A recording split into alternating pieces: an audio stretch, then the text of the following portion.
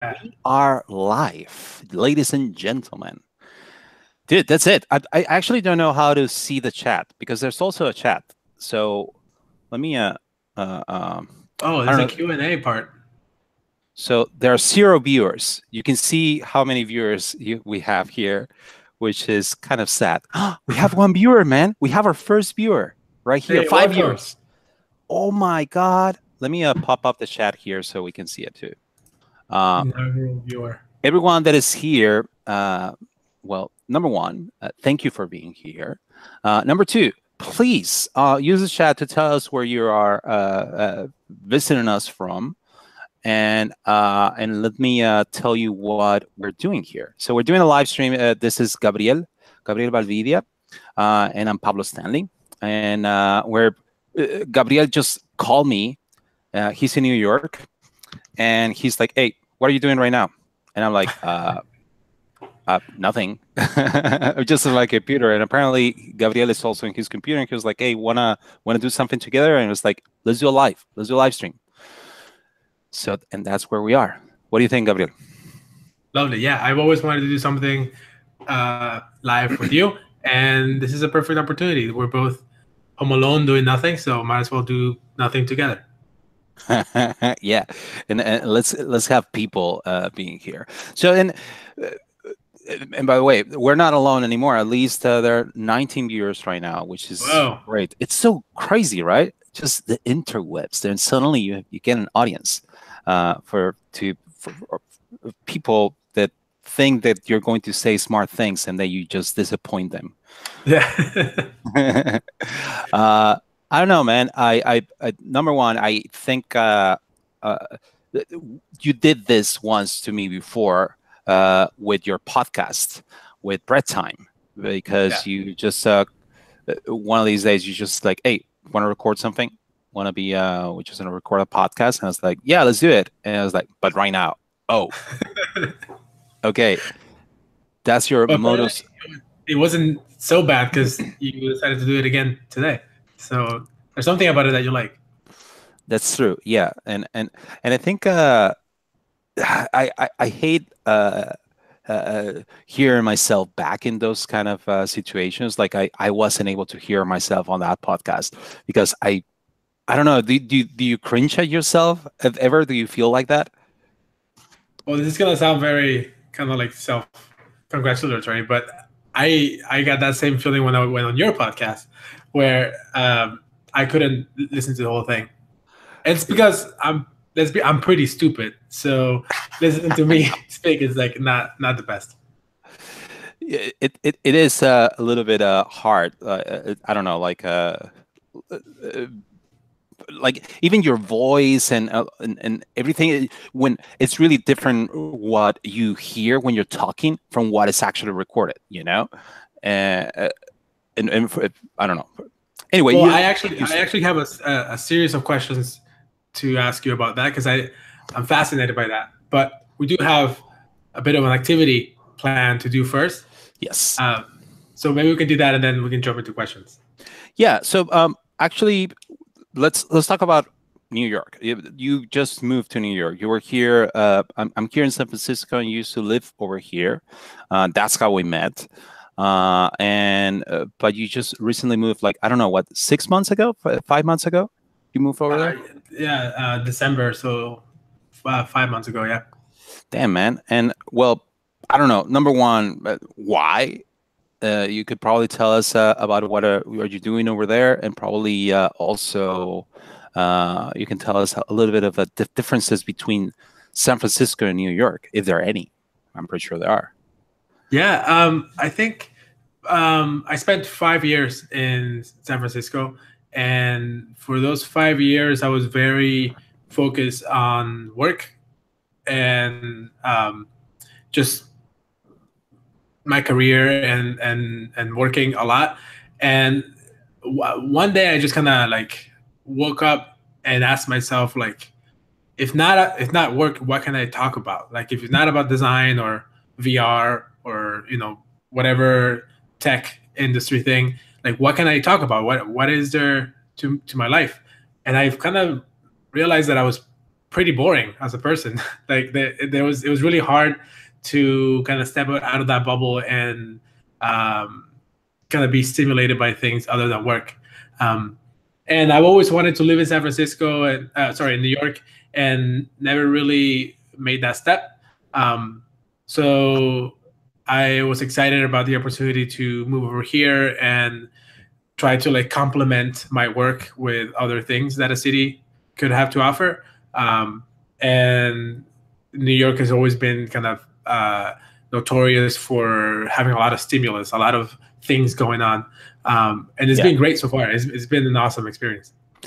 Yeah, and I mean, when you say you were boring, do you mean that the life around you was boring, or do you feel like you were becoming a boring person?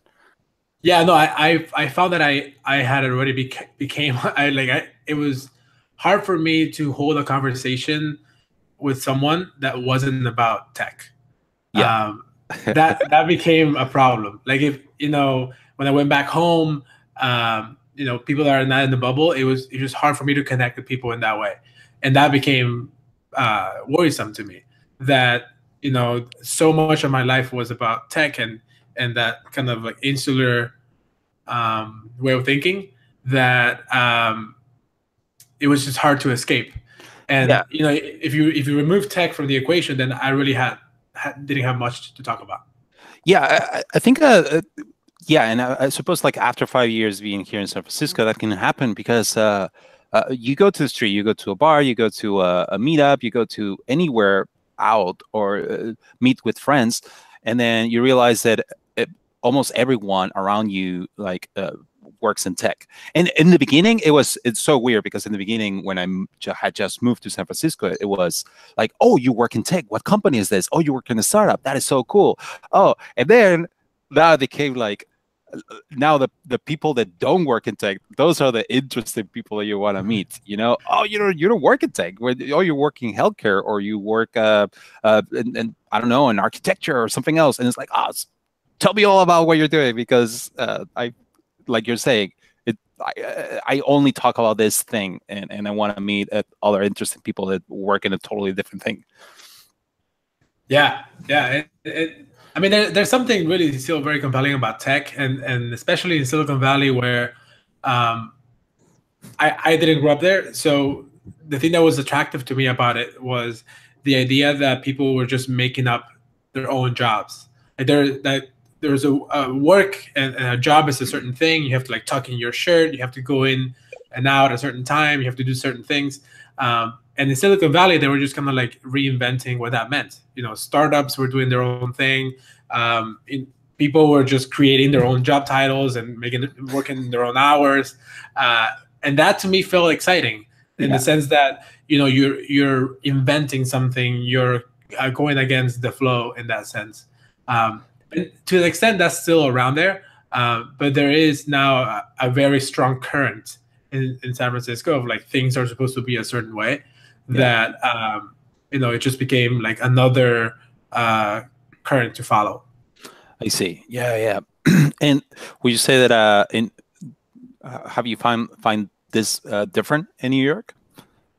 It's different for me. Like maybe it's just my state of mind, but I find that I have more energy to do something before or after work. Like I've been writing music again, just for fun. I've been exposed to art, or just like a new city in general.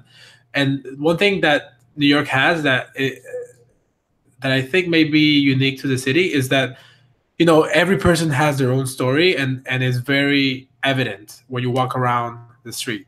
So like on my way to work, everywhere I look, each person has like, it's like a mini short film, Really? and it's like a vignette of their life. And I was walking to work the other day, and there were these two girls sitting in the sidewalk smoking, and you could tell they were like 17. Like they were not old enough to smoke, but they thought they were so cool smoking. And I was just walking past them, right? And like half a second, I was like, that's a moment, right? And then they were like sitting on the sidewalk, and one of them leaned against a door. The door opened, like it was just an open door, and inside it was like a warehouse, like something that was under construction. And you can see that she got so excited. It's like she wanted to explore that warehouse. And I already like I know what that's like. I know what it's like to be a teenager and like finding something you haven't found before, and all the excitement that comes from that. And that's just something that I saw, in a split second walking down the street. And like that, you have, thousands of stories every day that you can be exposed to. And that to me is really energizing. The idea that, it's so many people crammed together into a space and you're forced to kind of experience each other's lives. Yeah. Yeah. I don't think I see a lot of smoking teenagers here in San Francisco that bump into a warehouse. I have never seen that over here. I don't think I see the people. The average age of people is always the same, like between 20 and 30, and that's it. Like I don't see a lot of older people, and I don't see a lot of children at all. Like it's really rare, and only until like I go like a little bit south, where I suppose like it's easier to have a family and to sustain a family, or probably on the East Bay. So you just have this narrow set of a demographic and concentrated in one place. I think that's usually what I see over here. Yeah, the kids was really trippy. Like when I got here and I saw these 10-year-olds like just running down the street, I'm like, what is happening? Like where were they hiding this whole time? And it's just like San Francisco is, for some reason, I never saw them. Like I don't know where they're hiding in there, but they have to be some like 10-year-olds there. But it's not something is it weird? I mean, I have seen like there are like playgrounds, and parks, and sometimes I enjoy just like walking by a playground and seeing the kids. But then I realized that can be creepy. Like in this time, you cannot say out loud, "Oh, I enjoy watching the kids and they play." I don't think anytime. Anytime, yeah. Well, right now we're live, and I'm just saying that. But it's like I don't know, just like the laughter and the joy, and it just like it's happy, But yeah. But now we like if you see a kid that is like reaching you, like you have to like no, stay away from me because I don't want any trouble. Yeah, you cannot. Sometimes I even like I will be like whenever I see a kid, I want to be like I become a kid too, Yeah. and I'm like, and I do faces. Yeah. But then I have to like, okay, stop it, because then it becomes creepy. Stop, stop, Pablo. Well, I think there's something to say about the way a city is designed that encourages that kind of interaction. Like I'm sure San Francisco has kids, right? Yeah. And not to make this specific about New York and San Francisco, like other cities, they're designed a certain way where they're more isolated or like more insular, and their cities are like more outward. Like everyone's supposed to like be together and coexisting with each other, like kind of like comparing the suburbs versus the cities. And I think there are certain decisions that are made in cities that are either aligned with that philosophy, right? Like whether, like I assume people in San Francisco at some point decided like, schools belong to away from the city center, or in maybe in certain areas that don't overlap with most people. It's just kind of a different way of looking at your day-to-day living, right? Yeah. What about I heard this about New York, and I'm still talking about New York, but what is the garbage situation over there? That is great. The garbage situation is every day is garbage day, I think. Like, what do you mean? What's going on? I think it's technically every other day. I don't know exactly what. Like you walk around the streets and just piles of trash everywhere all the time. Like I don't know what's happening. Especially at night, just like giant piles of trash. Yeah, I mean, I guess you just kind of get used to it, but people just throw away trash constantly. It's something also in New York, sorry, in San Francisco, is just sadly it's something now in San Francisco. It's just the homeless population. It's just crazy and out of control over here. Like, how is it over there? Well, I heard the homeless that line of like the homeless population. I heard it literally 1,000 times. Like everyone's aware of the homeless population in San Francisco, and very few people do anything about it. Yeah. And that's one of the things that really bugged me about that city is that there's this kind of line between the haves and the have-nots, and there's very little effort being done to kind of blur that line. Where I don't know much about New York, but at least in my time here, I do feel there's a much bigger sense of community. Yeah. Maybe probably because the city's so brutal, like everything's so small, and everyone's just kind of packed on top of each other, and the weather can be like toxic, and like the streets and the cars and the buildings, like it could be a lot. So I think because of all that, the people kind of like band together.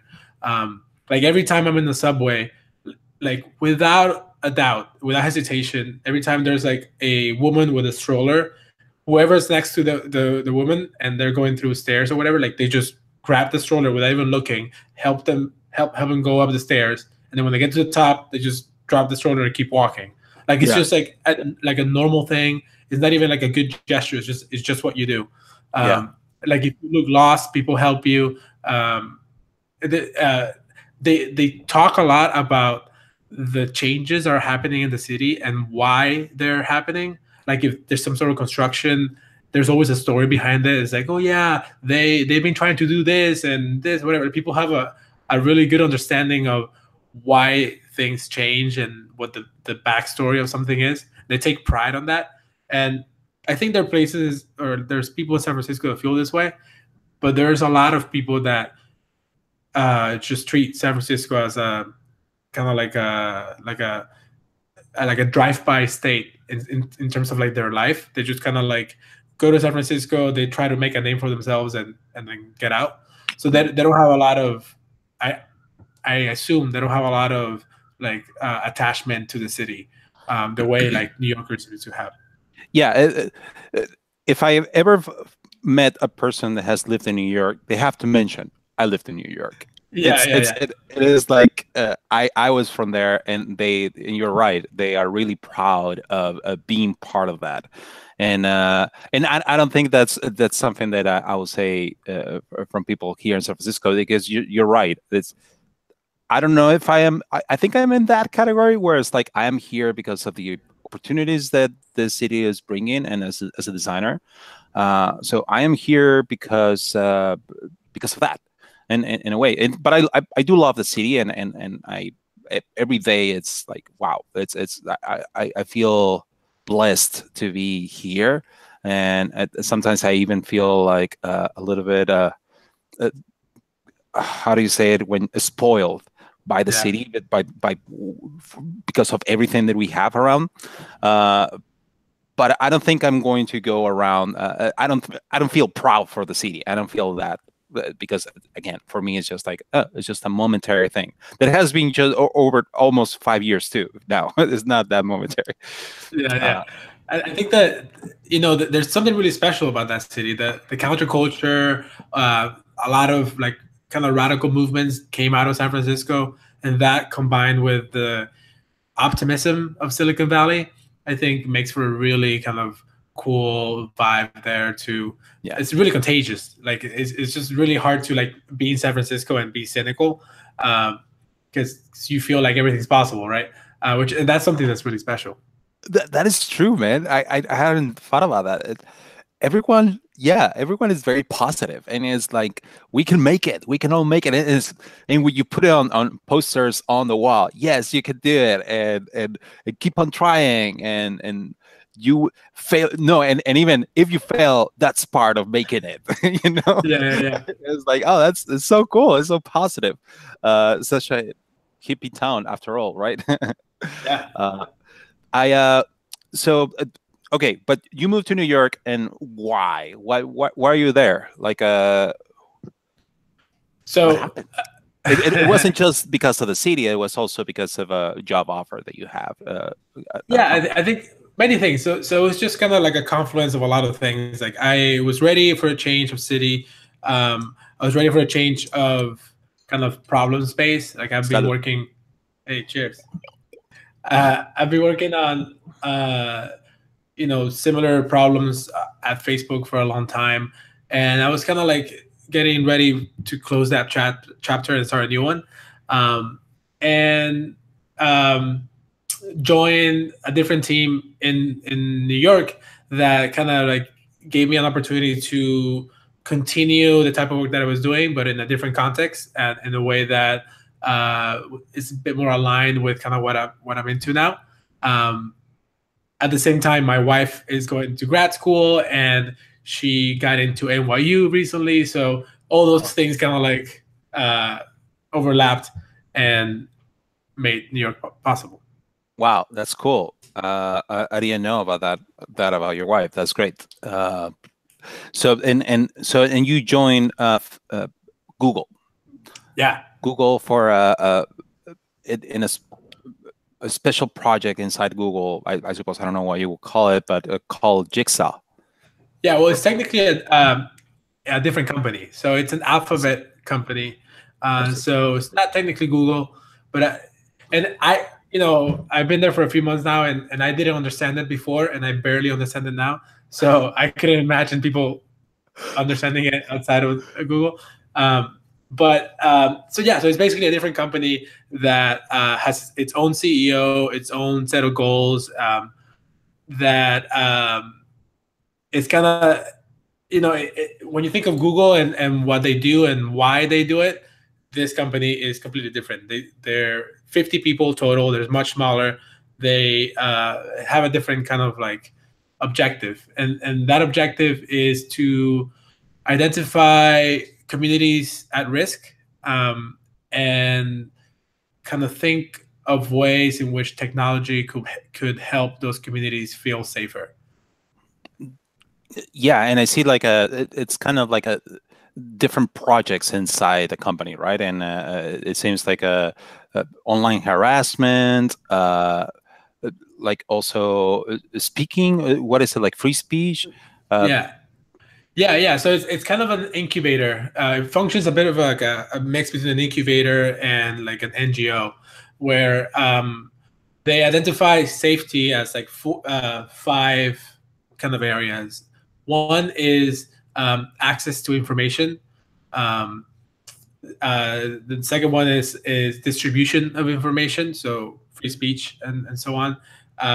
Then there is online safety, and then there is physical safety, and then the fifth one is disinformation. So things related to like fake news or distributing information that goes against facts, basically. So they look at those five areas and they try to think of different products that can address them in different ways.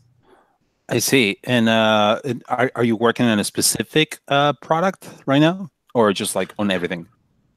So one of the things that was really exciting about this is that it's really small, and even if it's part of Alphabet, it's a really small company, and there's only two designers. So there's this guy John Cassidy, who's been there forever and is an incredible designer, and me, and we kind of operate horizontally across many projects.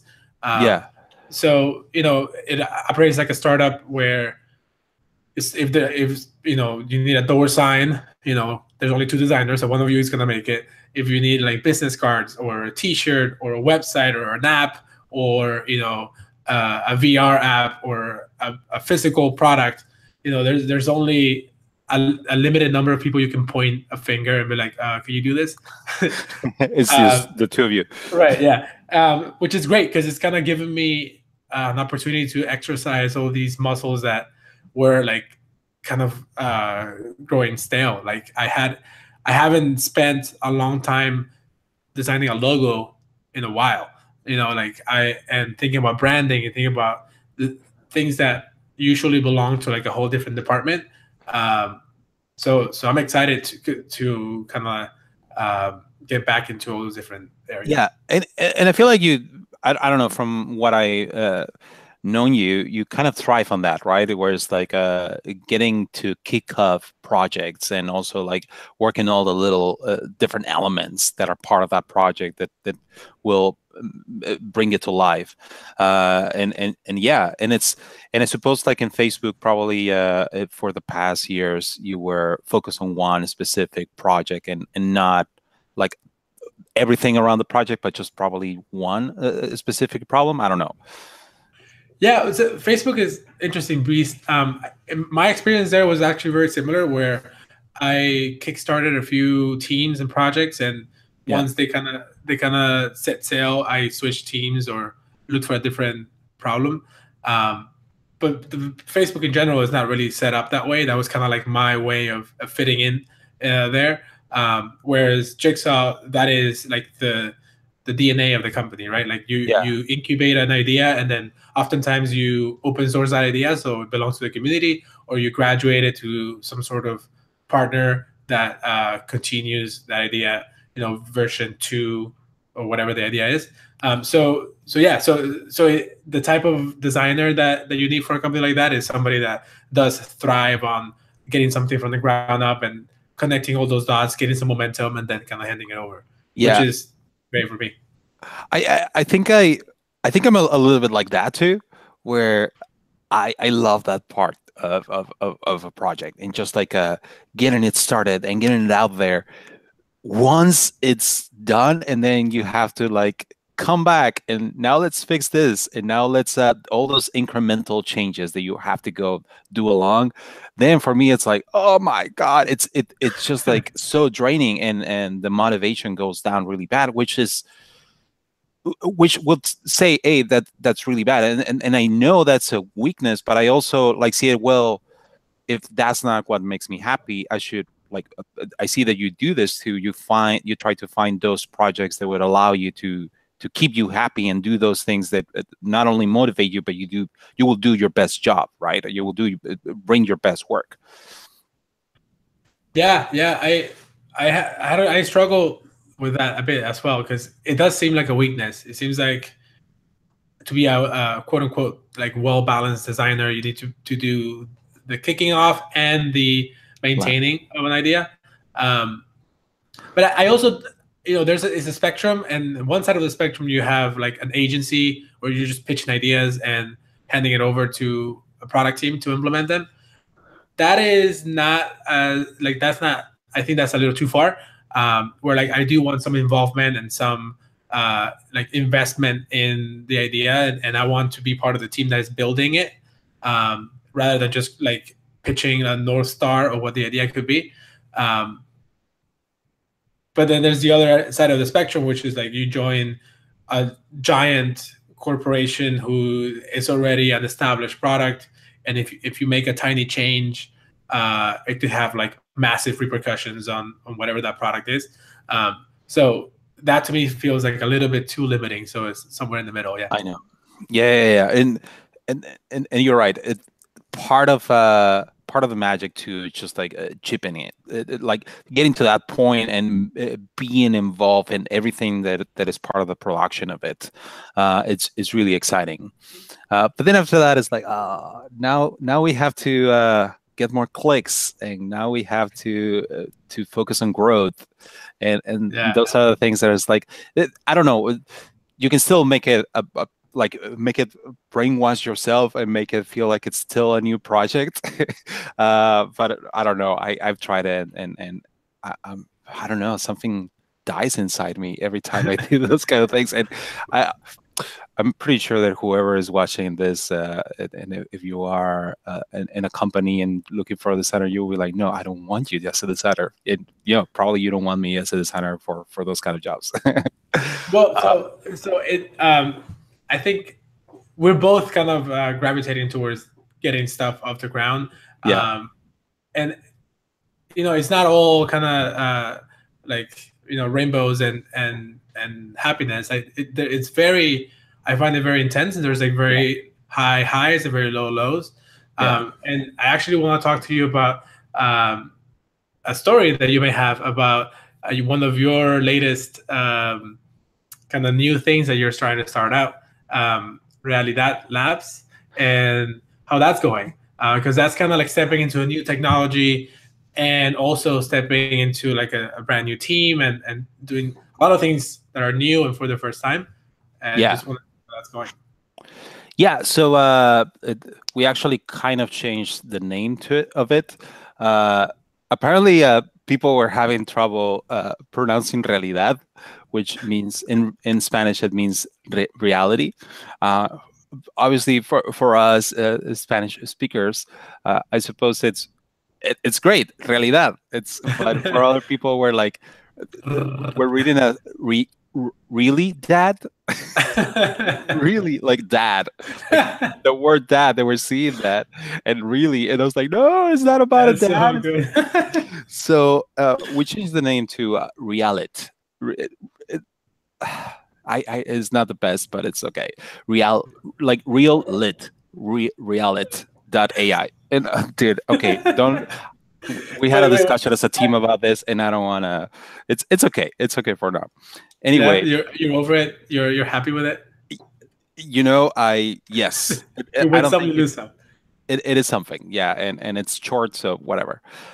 Anyway, but it's really exciting because of what you're saying. Like we are working on something on a very obvious problem that we found when we were working on on an AR app. So a year and a half ago, AR Kit came out on iOS, and I don't know, I was really excited, like a lot of people, probably you too, just like trying out this new technology and seeing all this possibilities of everything that you can do with this, and this is the future and all of that, and also just like fun. Let's use this new tool whenever a new tool comes out, or a new thing that you can tweak and create things or experiences.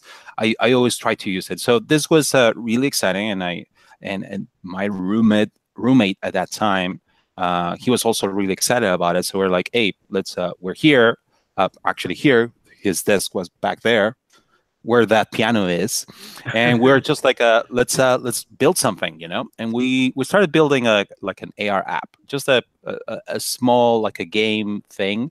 But then we realized that a very obvious problem was not being addressed by ARKit, which is having a persistent reality, having a persistent experience where you create something, you create a scene, you create you add elements to, in AR augmented world, you can add, for example, elements. I can add a sofa here, I can add a chair here, and then the persistency means that I added and I put it here next to that table over there. So, and later tomorrow, I want to be able to come back, open the app, and see that same chair right there, and where I left it, just like the real world, Like I expect this piano to be here, this synthesizer to be here tomorrow, here, place here. If I were to wake up tomorrow and not, hey, there you go, you have one too. if I didn't see it here, that would be really weird, right? It was kind of that same problem here, where I want that chair of that scene, whatever I create, I want it to be persistent, and I want to be able to load it again. And there was no way to do this. There was like nothing out there, even like we'll go to Stack Overflow. We try to see other apps that there were probably or plugins or something in ARKit was so new that anyway, there was no way to do this other than with image. Like grabbing an image as the point of reference. So you put an image over there, for example, like a QR code, for example. Put in a QR code, and then everything else in your environment is kind of using that as a point of reference, but still that doesn't really take in consideration everything that is around it. It's just like as a point of reference, but it doesn't take in consideration that there's a table here, there's another table here, which creates different levels and different planes. So that was not a good solution for what we wanted to solve, to what we wanted to have a persistent reality. So we said like, hey, let's try to solve this. And we have spent like almost the last year, like trying to solve this. And we tried a couple of different ways to do this. And by the way, not only persistent, but also shared. If I put a chair there, I put a ball, whatever, an element, I put it there with my phone or with my device. I want to be able to, someone else in real time, I want that person to also see what I'm seeing, If I see something here, or the obvious thing for us is if I see it, everyone else can see it, right? That's Right. if something that exists for me, we are so self-centered that we think that everyone else can see what we see, right? If I see a ghost, it will be really, if I see a person right here and someone tells me, no, I don't see that person, I will be very scared and we'll be like, then is that a ghost? What's going on, right? So it is kind of the same problem. I want other people to see what I see. And that was the shared part. So it's persistent and shared.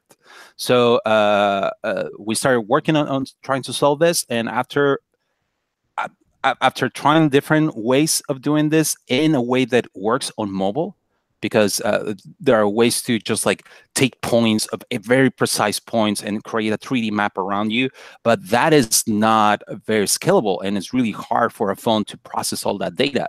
So we realized that is not the way to go. So we have to do it in a quicker way that is snappier, that loads fast, and probably even lives that is processed locally on the mobile, and not you have to do it processed in a server somewhere else, you know? So we found a way. We actually found a freaking way, and it's precise and it's in real time, and it's really exciting. When I was able to see what my co-founder, my partner, and we're in the same plane, and it's just like, oh, it's so cool, it works. And here's how cool it is. This is when I found out that it's cool, because I would show it to someone else, like, hey, look, you can do this. And then they will be like, okay. For them, it was so obvious. It was like, yeah, it should work like this. Why wouldn't it work like this? Yeah, I see something like this, and he sees that, and I load it. That's okay. It should be like that, right? So I was like, yes, that's the kind of reaction we need. Obviously, for us, it's like, happy moment. But for a user, it's just like, yeah, it just works. Right. So, anyway, so we actually started with other engineers, and we created a small team, and we applied for Y Combinator. What is Y Combinator? Y Combinator, it's incubator, accelerator. I don't know. Combinator, Terminator. They invest in startups, and any startup or any company or anyone that has an idea, at least, or a team can pitch their idea to them. They can apply. They have different every, like, I don't know what they call it, seasons or something. Like every year, like I think they have like the winter and the summer one, and I think it's twice a year. And they allow, I don't know, around 40 or 50 of these companies to they invest in these companies, and also there's a program, there's a timeline where they get advice from investors and from experts in the field about other things that they might not be, the team might not be really good at. So, and then they have a demo day at the end, where at the end of this 3 months or 4 months, I don't know how long it is, and then at the end you have a demo day, and then in this demo day there are tons of investors. They will potentially also invest in your idea and your company. So it's a pretty legendary program, right? I think Dropbox came out of there. Yeah. This company called Automatic came out of there. So I think they have a pretty good track record of companies going through Y Combinator and being successful. Yes, and yeah, a lot of good, but also a ton of companies that nothing happened from Right. them, and they invested in them, and it's just like the startups, right? The percentage of startups that make it and are successful is not that great, but also there are a lot of also startups that you don't know about that they're probably making money, but they're not as fancy or as out there as other companies like Dropbox. But anyway, it's really cool. It's really cool to apply, and we were actually like kind of like nominated, I guess. We were interviewed, and I think that's from, I don't know how many they applied, but I think it's in the thousands, and it's in a couple of hundred, the ones that are actually interviewed. So that was good, and That's awesome. And that was today. We actually went to interview. It's 4 people that interview you. Okay, hang on. Before you get through the interview, how did this nomination work? Like, if I have a company, let's say I want to call it Surreal Lit, Yeah. how do I get in? How do I just email info@ycombinator.com, or like how They have an application. Okay. So they have an application, and in the application you enter like all the information that you need, like name of the company, all the basics, but then also all the different your team. You put all the information of your team, obviously your idea, your what you're building, why you're doing this, why is your idea better than others. Is it just a text box, or is it a slide that you can attach?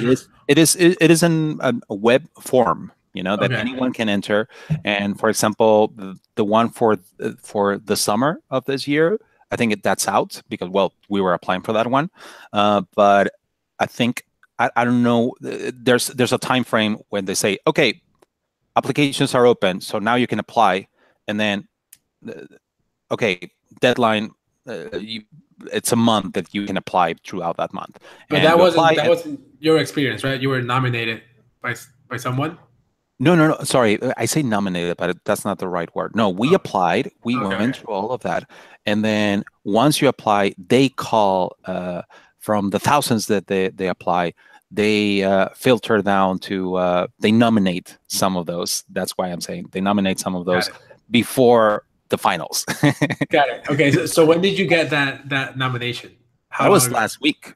Last week. So you had a week to prepare. They're like, you're in.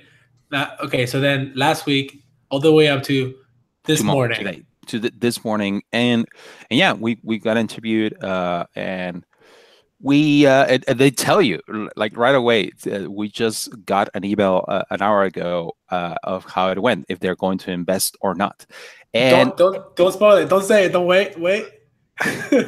Don't spoil it. So how was it? Okay, so what can you say about that experience, about that interview? Yeah, so I think you have to take it for what it is. I think we were really happy to be just being called for an interview, like an in-person interview. We thought that was at least a little bit validating for our idea. Mm-hmm. Just like, okay, well, they're interested they're calling us to be there, and they're going to invest a little bit of their time to talk to us. So is this like American Idol, where you have like everyone outside and they're like, okay, now real lit, walk in, and you're like, and they're like exactly 3 like that. It was totally. I was telling my team that this felt like American Idol. I almost felt like they were going to like press a button that says yes or no. It's just like and just like the cameras on you, and then they see us crying and stuff like that. No, but yeah, it was. They tell you, hey, come at this time. That's the time where your interview is going to be. And then you arrive there, and there's a lot of other companies that are going to be interviewed that day too. And you go into the room, and inside the room, there are 4 people. They're on a table, just like judges, just like American Idol. They're there, and they're going to be asking you questions, and they're just like, they only have... Do you have a deck? They no. So part of this is like a you do send a deck, but there is like we only have 10 minutes. They don't have time for a presentation. It's just like let's go over the questions quick, because after you we have to ask other questions for other people. And it's also it's good if you have a demo, like a demo of whatever you're building, if it is, or at least a prototype of your idea, something that they can use. So that we had a demo too, so they were able to just like use it and test it. Did you have a demo a week ago when you found out? We had a working demo. Yeah, Okay. we had something, but we tried to make it better for this. Just like on the weekend, my team was like working really, really a lot on it, just to have the precision, even to make the loading the elements, the scenes again in a more persistent way, and more in a quicker way, because again you have a little bit of time, and you want to be like as precise as possible and as quick as possible. And how So many people of your team went there? it was 4 of us. So is that the entire team or no? Yes. Okay. So the 4 of us, we were there, and yeah, and we enter a room. It's a small room with a table, and they just ask you questions about the first thing is like, what the hell are you doing? What, and you have to be good at answering that question. If you don't if you don't know how to answer that question, that's a really bad red flag. So we yeah, we answered that question, and they just like went into other details. It was I don't know if that's the dynamic always, but there was one person mostly driving the interview, and one person was like there and taking notes, and other person was just like watching our reactions, which was like just like, and we're like, we had to, whoever was stuck, we had to be like, yeah, and smiling and agreeing, and then you will see him just like watching your reaction. He wasn't watching the one that was responding the questions. It was the other person, just like the rest Oh of the shit. team. Like, let's see if you're synchronized. Is everyone agreeing with with this? That's amazing. So yeah, I think it. How Yeah, long was just 10 minutes? Like how long did it last? 10 minutes, and then they have 5 minutes to have like a conversation between them. I suppose that's for them. They have to make a decision super quick, so I'm pretty sure that on those 5 minutes they decide, they make a decision like, hey, is this, I'm Do pretty they sure do, they do something like this. do With they tell you right then? uh they they tell you in the evening, so we actually got an email like an Wait, hour hang on. ago. So you talk for 10 minutes, then they gather among themselves for 5 minutes, and are you just watching them like No. So talk? no, so it's in a room. The room is closed. So when you enter 10 minutes, and then you exit the room, and then Okay. they are there for 5 minutes, Got it. because they have those 5 minutes before the next group enters. So they have those 5 minutes to just like talk, and just like, hey, what do you think? Well, I don't know what they do in those 5 minutes, but then after those 5 minutes, they have to, and another group enters for 10 minutes. Got it. Okay. So you went for then 10 minutes and then you got out. How did you feel without before you knew the answer? How do you feel about that whole experience? Other than you were flattered I and think thankful for it's being there. I think going through these things is great for any team.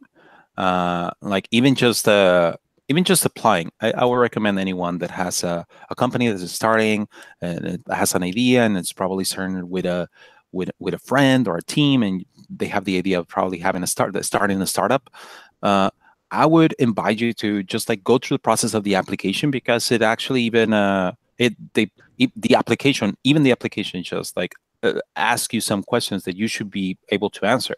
So even just going through the application was a learning process for us. Just like, hey, these are questions that investors are going to ask about any idea or any startup. So it was good for us to know how to answer those questions. And there's also an article that is called. I think it's called something about like questions that you will get at a Y Combinator interview.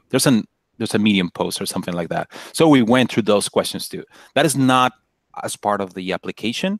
I think they give you a link. Hey, there's a link of these questions if you want to practice. And we went through those questions too. So I would even invite anyone to just like go through those questions and ask your team, your small team, to be able to answer those questions, because then you realize that sometimes your team, as small as it is, sometimes they're not really well aligned. It's like, oh, so we're not doing this. Oh, so our market is not this. So this is not how we're going to make money. This is not our business. Then you start like realizing that sometimes probably there's misalignments in the team. So it's a good exercise to everyone be in sync. So yeah, I recommend to anyone that is doing that as an exercise, and also just apply. That's something that they say, hey, nothing happens if you apply and you don't get interviewed or you get rejected. It's just like, at least you tried. So right. Okay, so we buried the lead quite a bit. So you found out the decision an hour ago. Yeah, and we failed. They they sent a really I would say a really nice message. They said, hey, we really like your team. We like your idea. We like the vision that what you're trying to build, what you have. The thing is that they just invested in the last, I don't know, semester or whatever they call it, season, in another company that is doing something very similar. So they're like, hey, we just invested in this. So it's kind of hard for us if we don't see a lot of difference between your company and this. So, but we might be wrong. So probably they actually tell you, because you were interviewed once or you applied once doesn't mean that you cannot apply it again. So they tell you like, keep applying, because on startups, an initial idea is just that, an idea, you know. Usually those things are going to evolve. Whatever you were doing in the beginning, 6 months later is probably going to be totally different. So yeah, you should apply again, because probably you have a totally different product, or probably the market changed and probably your product now makes sense. So I don't know. It's I would say it was a great experience. Like, just like even being rejected, it was great for us, for our team. And that's awesome. I mean, that's great. And it sounds like you were prepared, and there were no like red flags in your presentation or your delivery, or like that. And that should also be validating, right? Yeah, it was great. The demo worked. You know, we were there, and the demo it actually worked, and I was so nervous of it failing, man. I was because sometimes it will fail, you know, like anything. Right. You're just like, oh, it didn't load well. Let's just do it again. That would have looked really bad there, you know. And there, it's just like, boom, we placed an element, we close the application, we open it again, we open the session, and boom, the element was right there again. And I was like, inside was like, yeah, it just works. But inside was like, fuck you. You know, it worked. So that was good. And I think, again, if anything, it just makes her, again, for anyone that is out there that's trying to do this, this will make your team stronger and more, and closely bring them closer together, I think, or break them. Yeah, which is also useful. It could be useful. Probably you realize that your vision is totally different from the rest of your team, or for another founder, and you realize we shouldn't be doing this, that because we're not we're not compatible, or I don't know. So it could be one of those things too. Yeah, that's awesome. I have one more question for you, but I don't know if you want to check on our viewers, see if they have any questions, since we have 19. Gotcha. Thanks. Good afternoon. The best part of living in SF is the high amount of diversity in such close proximity. I think I agree with that. Also, the weather is consistent, which is great. You live again. Wait, hang on. Diversity? What kind of diversity? Diversity. I want to think in diversity in cultures and people. You wouldn't agree that it's something that you see here? Not at all. I think it's a very undiverse place. I You mean, you think so? yeah, yeah. I think that it you can count with one hand the different archetypes of people that live in San Francisco. But maybe I missed something. Maybe I just hung out in the wrong places. Yeah, I don't know. You know where I see a lot of diversity in not San Francisco, it's in Oakland. Oh my God, dude! Whenever I go over there, it, it's it's great. Yeah, I sometimes feel like, oh, this is where all the I don't want to. This will sound weird, but all the San Francisco is known for all the creative people and all the people that probably the, the misfits and the people that were rejected in other places, and then they found a a place for them in San Francisco. That's the idea that I have from San Francisco, but I don't see that in San Francisco anymore. I don't see that kind of diversity that as you're saying, but it's almost like they were pushed out of San Francisco and now they're in Oakland.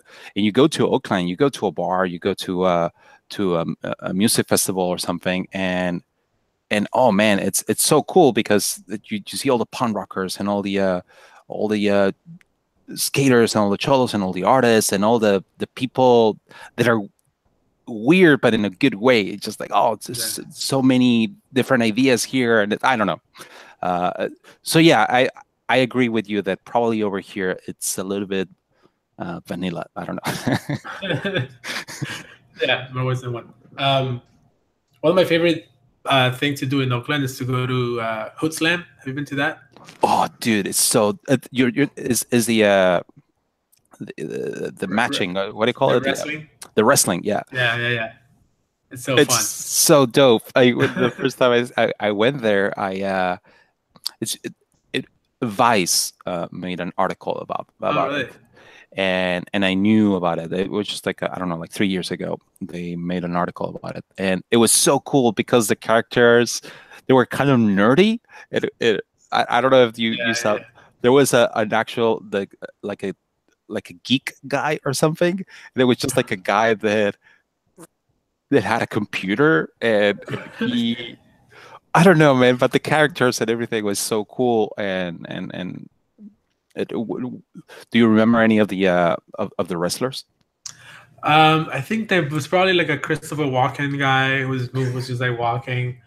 Uh, So hold on for everyone. Hood Slam is a wrestling match. It's just like in a warehouse.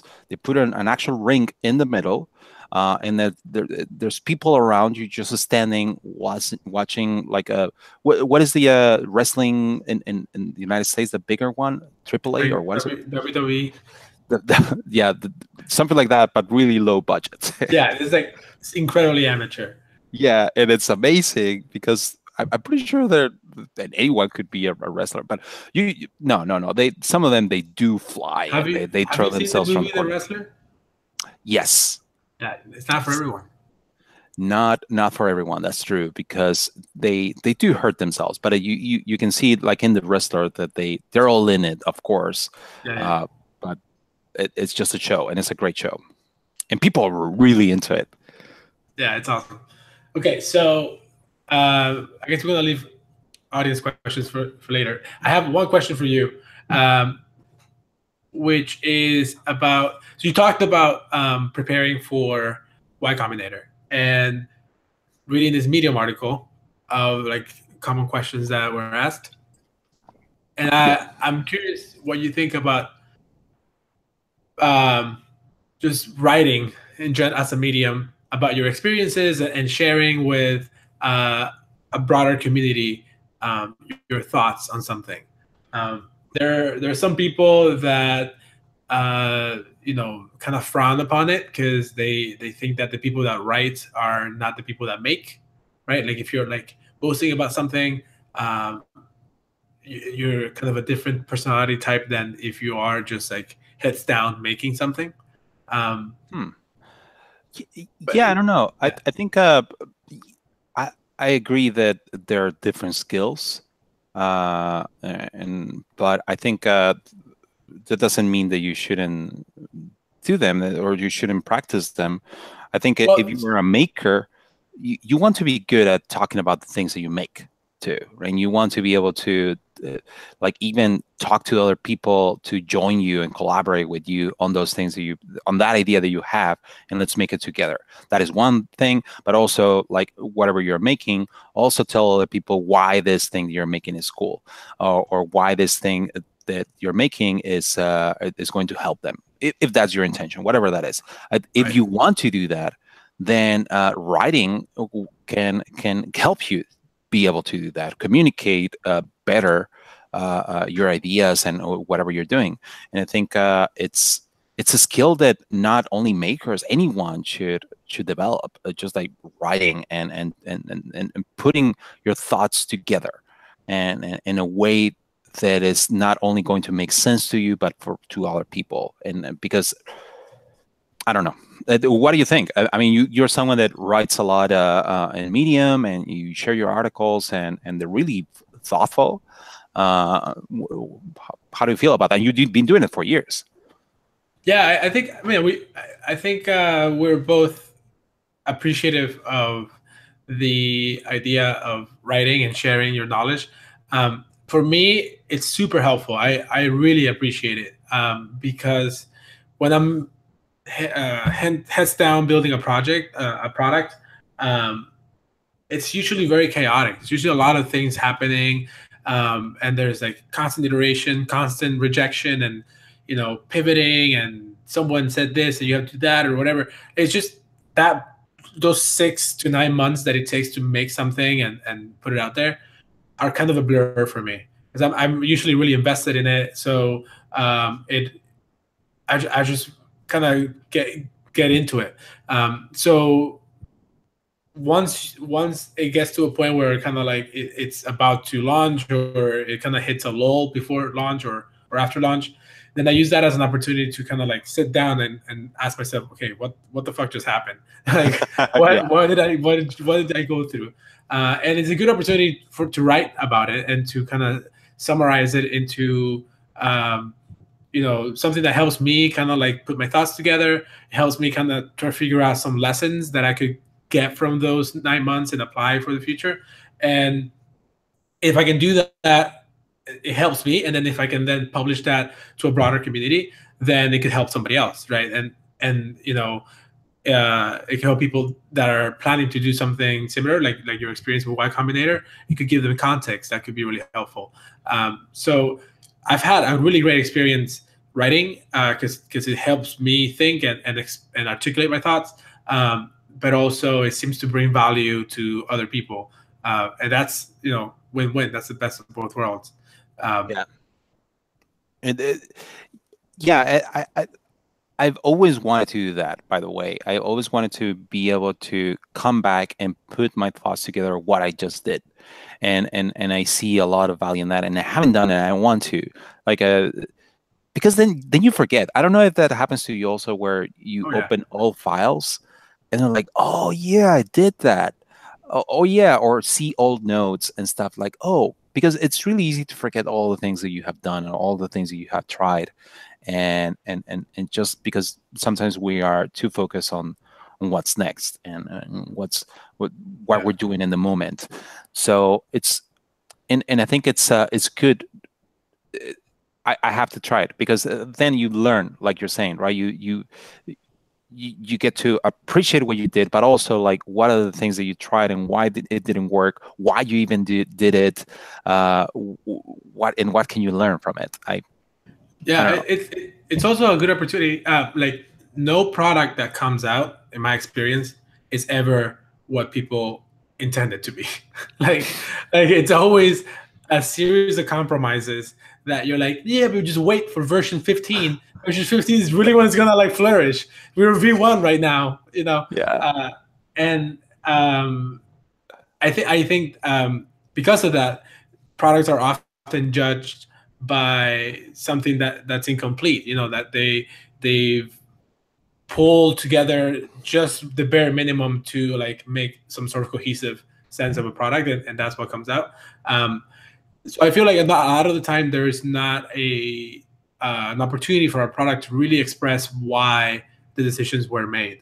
Like not just what it is, like what am I looking at and what it does, but like why it does this thing, why we like the team approached it a certain way, or why these decisions were made.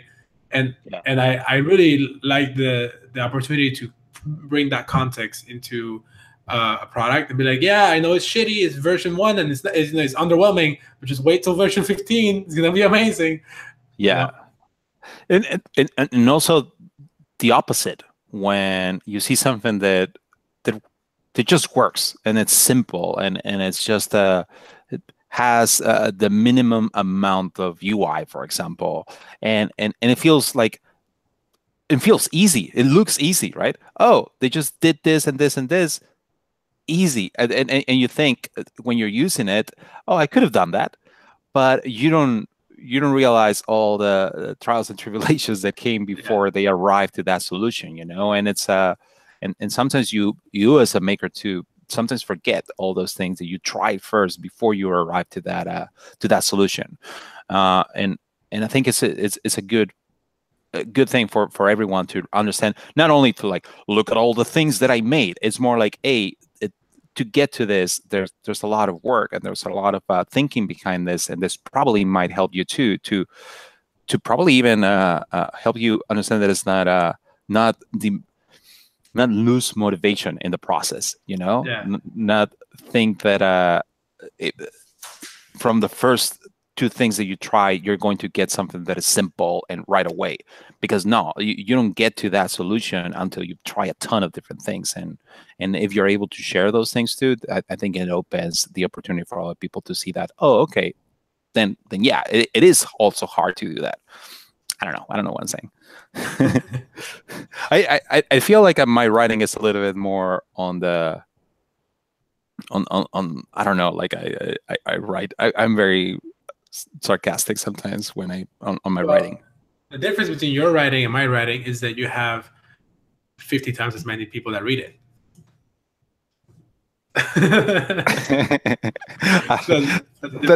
That is not the difference. I think it's also on the like my writing. Sometimes I feel guilty that my writing is probably not doing a good service to people, because I am probably too like I don't know, very cynical about what I write, and it could be, my intention is like, hey, let's not take ourselves too seriously, and let's talk about the things that we go through, and also let's making fun of myself and ourselves. I think it's healthy, but sometimes it can go to the other side. I feel like sometimes I feel that guilt inside, like, am I actually doing a disservice instead of a service of writing this kind of thing? Here's the thing. So I think this is important, because something to really admire about the way you carry yourself is that it's very approachable, and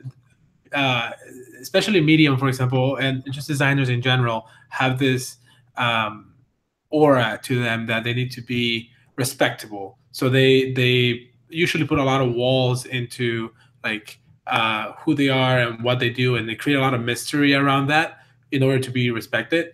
And even Medium has some reputation of being like a bunch of like thought pieces or whatever, like people just like bragging about like why this and that, or like how to do this in 5 steps or whatever.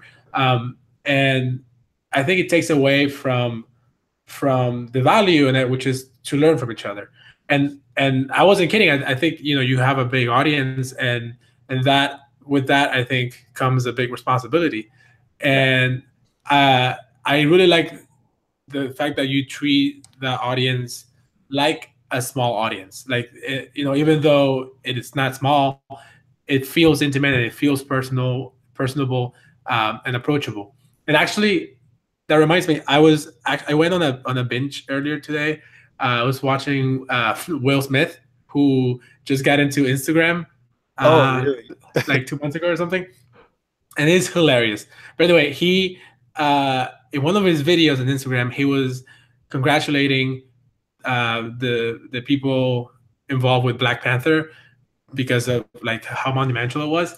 And the way, like, he in the captions he quoted Nelson Mandela, who gave him he gave me some advice, and I wrote it down. What the quote says is this: with the type of fame that you have attained, it is important when you encounter your fans that you reach your hand out and let them feel your flesh.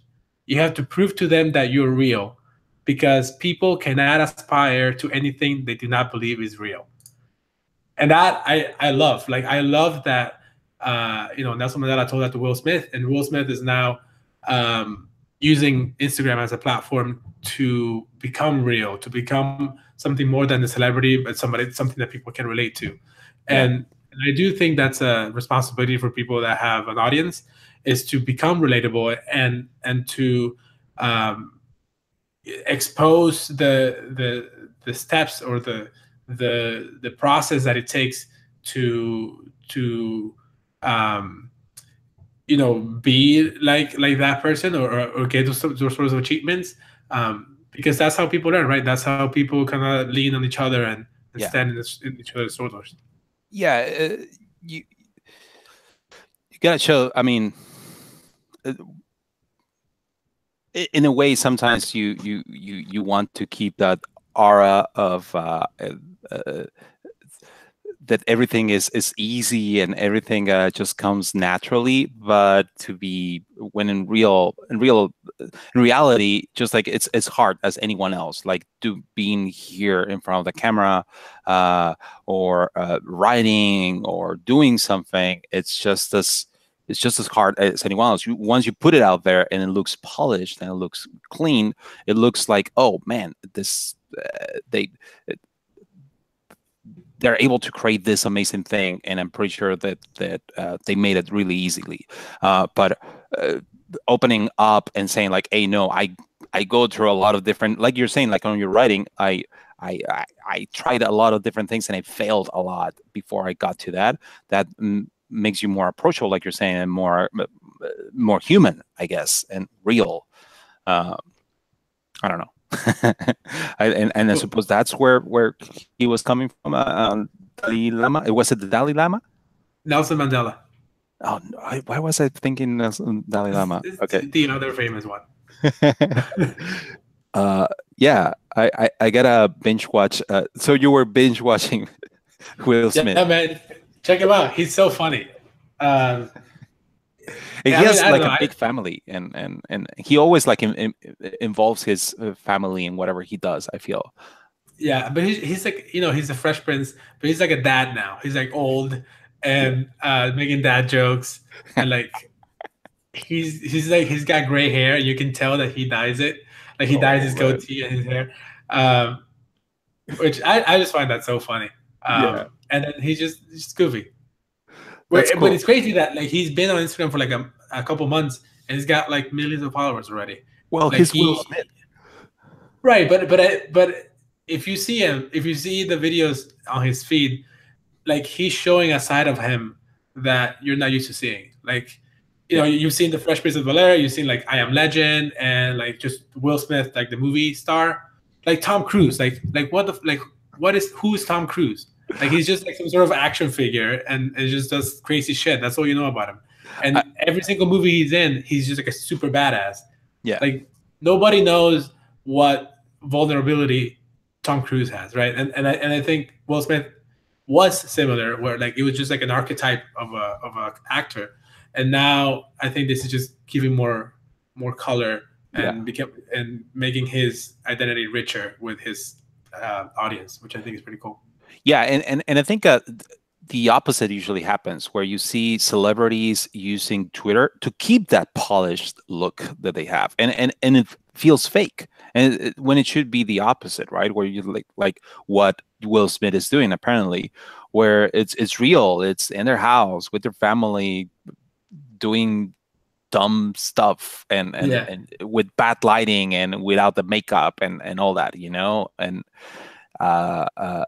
But you get to also see the opposite, where some celebrities use social media and it looks really polished. Like all the photos that it's almost like every photo they put is a photo shoot, And Right, it's right. like, come on, why are you? Why can't you just do a selfie where you look like shit too? uh, but yeah, okay. I think it's a good lesson for anyone. Just like I think we actually talked on the podcast a little bit about this, where uh, how how much of that brand that you create around yourself by writing or putting yourself out there, your work, or just being on social media as a designer, uh, how real is that? And it's and you were arguing it should be real, it should be you, and it should be as close as who you are, that personal, that thing that is out there. And then there was also the counter argument where, well, you want to also polish some of that because probably this is more of a career Mm, brand thing where you don't present everything, you just like present the designer. You just yeah. present Pablo the designer, and this is what I do. I I could be talking about politics and probably my culture, my, I don't know, religious beliefs, but I'm not talking about that because that's not part of this brand that I'm or this image that I'm creating for myself. Which, but you want a balance between the two, right? Yeah. So what you're saying is that this image that we have of Pablo is very, very like calculated. Like the way your hair curls This is and it's just very, very designed. you don't see this, but I have a team here that is I'm actually hearing with this earpiece, someone is telling me what to say exactly. Yeah. Is not doing a great job. Yeah. Well, uh, well, this is fun. It's like about 4:30 a.m. over here, so Holy crap, man! probably time for me to go to sleep. By the Um, way, I'm going to visit you soon, man.